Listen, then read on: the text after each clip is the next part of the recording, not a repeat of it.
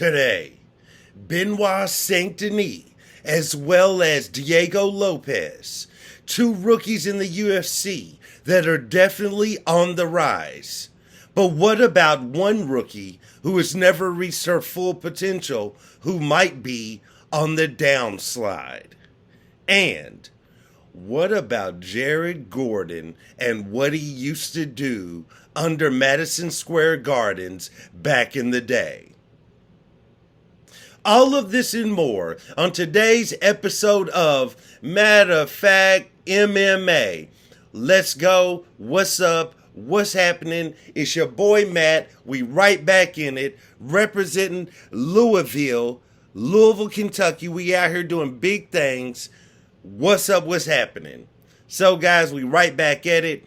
Today I'm bringing you the second part, volume 2, because it was that big of a card of UFC 295 that went down last Saturday in Madison Square Gardens. So today we're going to start out with Jessica Andrade, who wins Performance of the Night, goes out there and defeats Mackenzie Dern. Okay, so here's the thing. I had actually picked Mackenzie Dern to win this fight based off of two reasons. The Mackenzie Dern that I saw against Angela Hill, granted, I understand that Angela Hill and Jessica Andrade are two total different style, two total different types of fighters.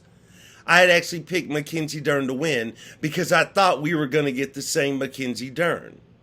Now, I was unaware that Mackenzie Dern had done away with Jason Perillo as her striking coach and head coach. I was unaware that Jessica Andrade was out there to create a y'all must have forgot moment. Because it was definitely a y'all must have forgot moment. As Jessica Andrade goes out there and puts on the striking clinic against Mackenzie Dern. Here's the thing. To me, this fight looked like Mackenzie Dern was trying to rush through and get out of there as quickly as possible. Now, she had already spoken about the fact that this fight, the majority of the payment, or if all of the payment, was going toward paying for her divorce. She's currently going through a messy divorce right now, with her ex-husband. So I'm not sure what decisions were going on in her camp to get rid of Jason Perillo. I don't know if it was money reasons. I don't know if they thought we can save money by going this route and we don't have to pay his fee.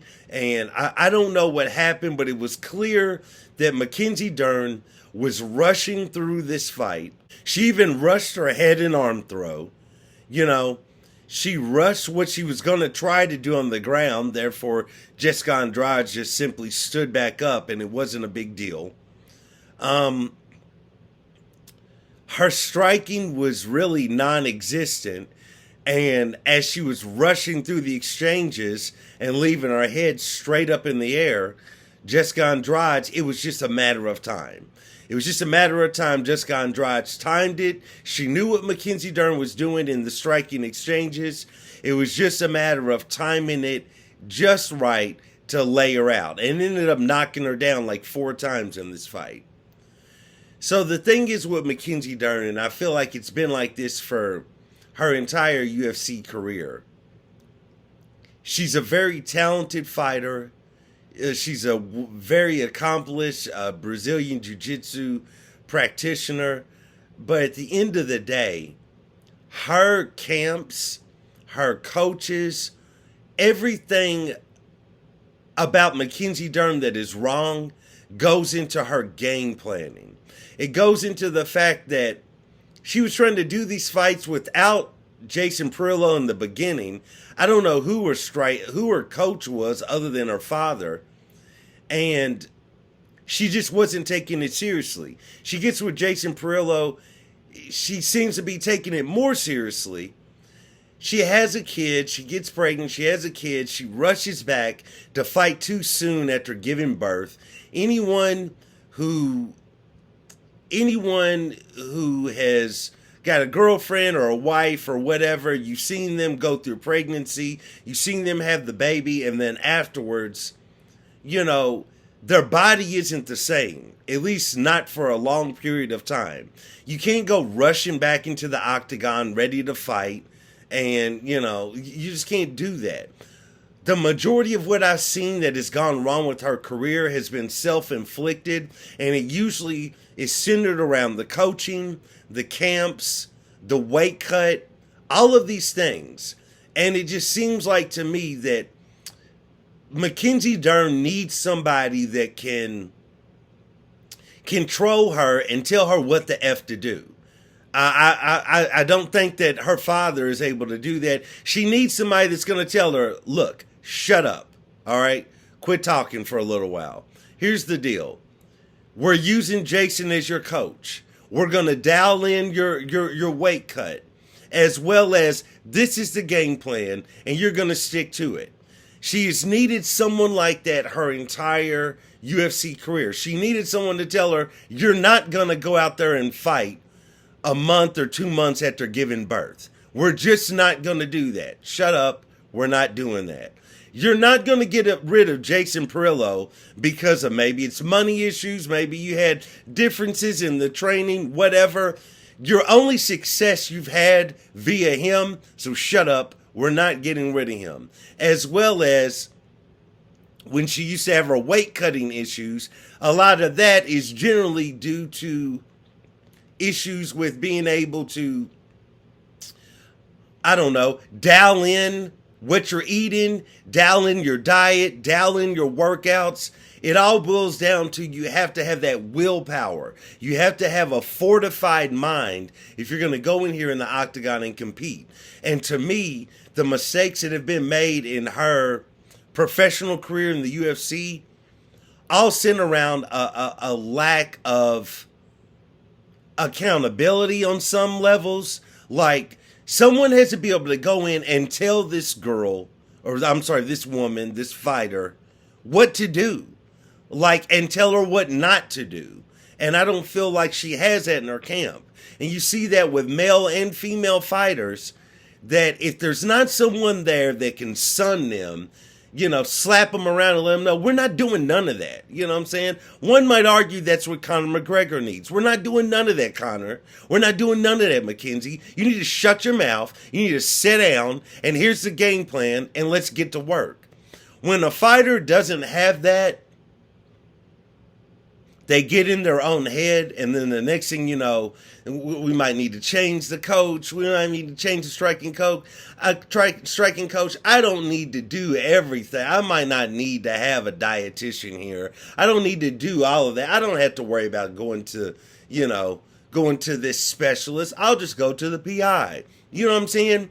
So, shout out to Jessica Andrade. She goes out there. She did her job. She does her thing. She bounces back. Also, she spoke about she was going through a rough divorce as well in her previous fights. Looks like she's gotten everything ironed out, but you see what I'm saying? So Mackenzie Dern can bounce back, but she needs someone in her life that's going to tell her what to do and what not to do in her training camps and dial it in. You know what I'm saying? If you're not going to use Jason Perillo, you got to go get another real coach. No disrespect to whoever coached her during this fight camp or this training camp, but it didn't work out. And the proof, as Floyd Mayweather would say, the proof is in the pudding. So, there it is. Let's move on. Shout out to Jessica Andrade as I check my Nizzos. How about this? How about Matt Frivola goes out there against Benoit St. Denis? And look, bro, here's the thing. People, don't sleep on Matt Frivola. Matt Frivola is a heck of a fighter. He goes in there, he's hard-nosed, he's strong, he's got that dog in him. Whatever labels you want to give him, he goes in there, he does his thing. He's a powerful striker, and he just has a will. He has an ironclad will, unlike Mackenzie Dern. And he goes out there, and he does what he needs to do to win. But Benoit St. Denis, I will agree with Joe Rogan on this. What he's cut from, the cloth he's cut from, what he's made of, he is fortified. He is strong. You see what I'm saying?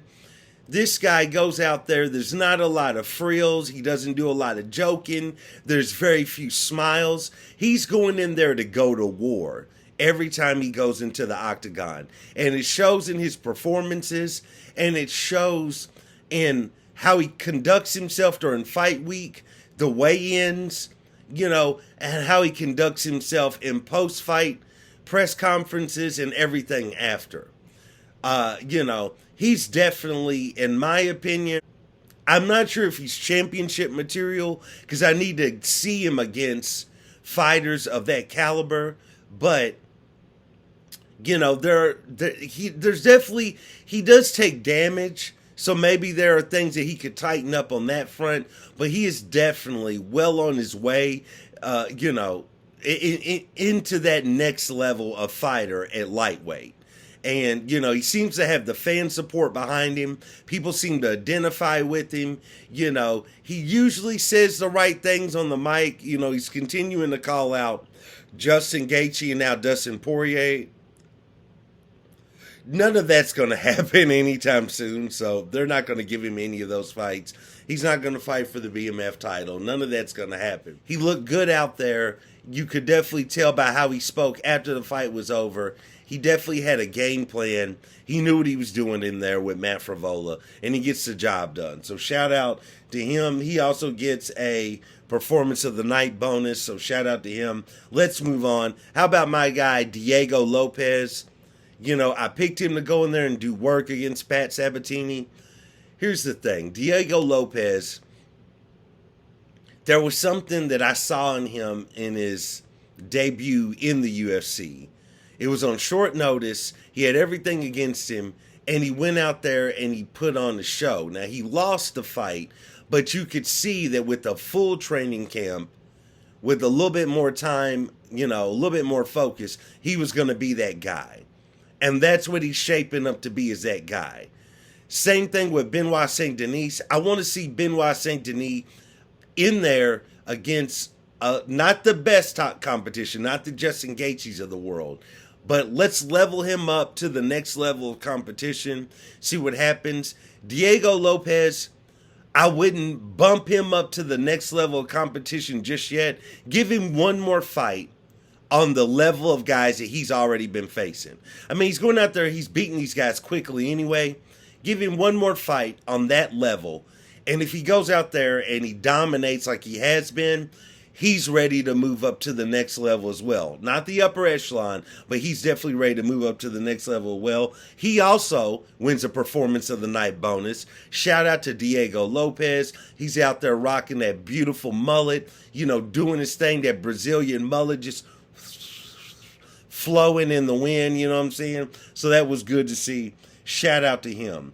Let's move on. We had Steve Erceg go out there and do work against Alexandro Costa. Erceg kept it tight. He kept it skilled. He stayed focused the whole fight. Pretty solid matchup, pretty solid fight.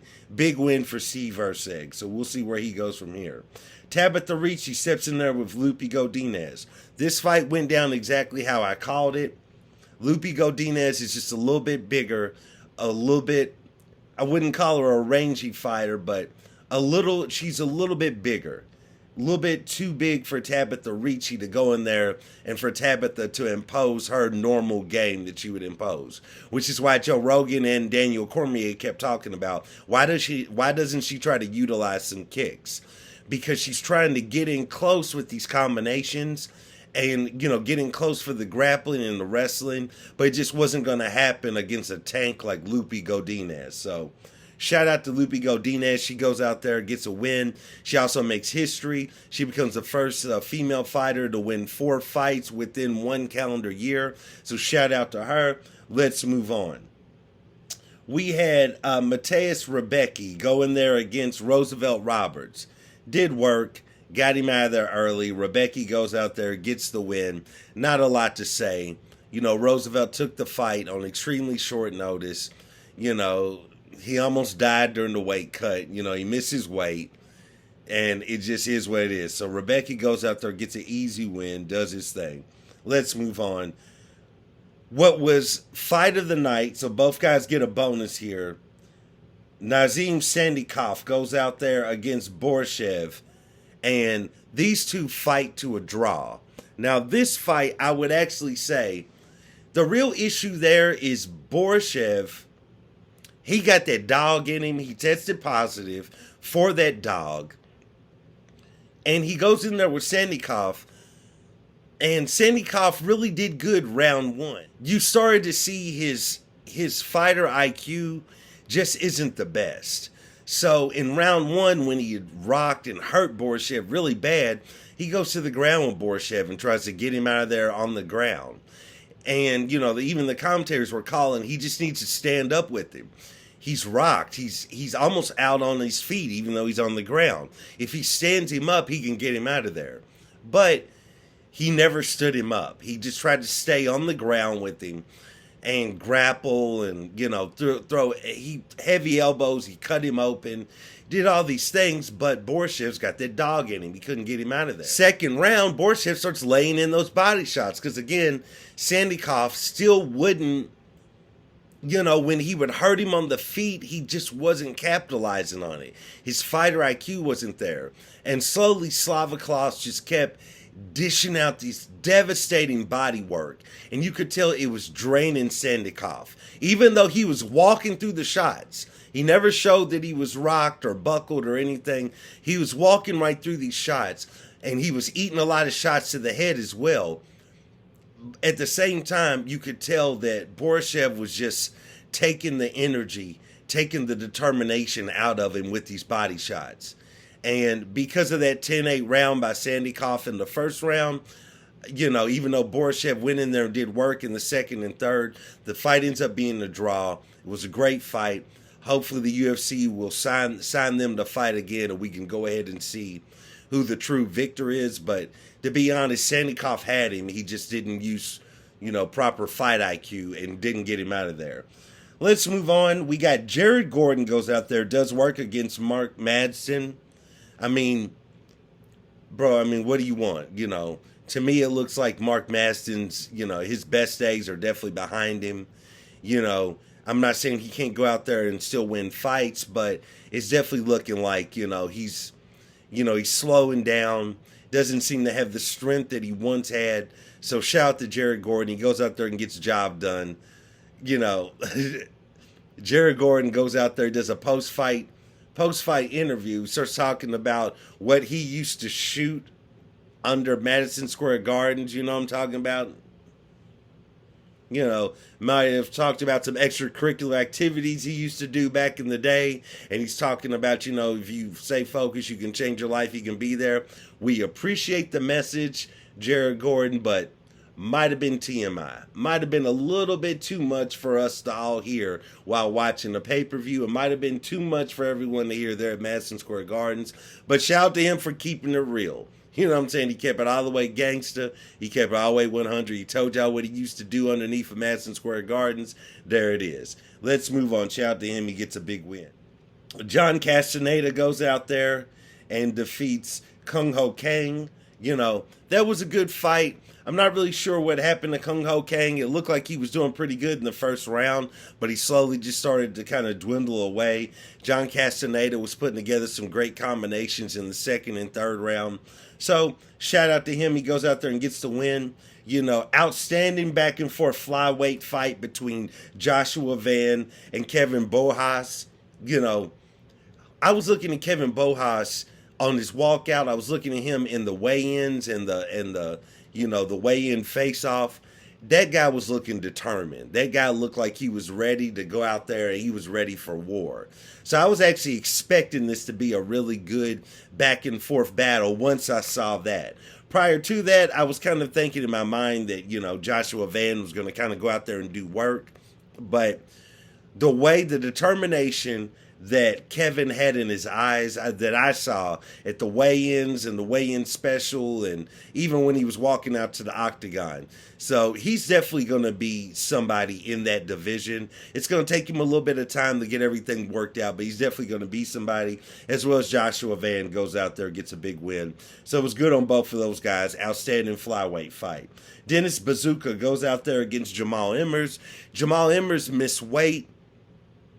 He is a long, tall, rangy guy for that weight division for featherweight. And, he was just looking like, when they did the weigh-in face-off, he was looking like he was going to go in there and do work against Denis Bazooka. And so, granted, he did miss weight, so he was coming in there huge.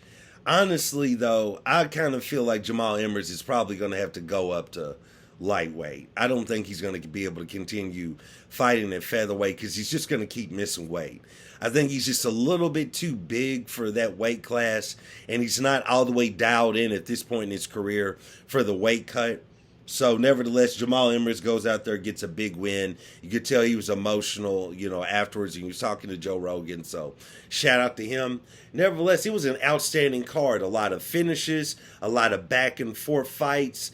Mackenzie Dern gets dropped 4 times in the same fight. I mean, it was a lot of violence going on in this card. Benoit St. Denis with a violent head kick knockout, jammed his big toe right into the cheek of Matt Frivola. So that was, it was a great card.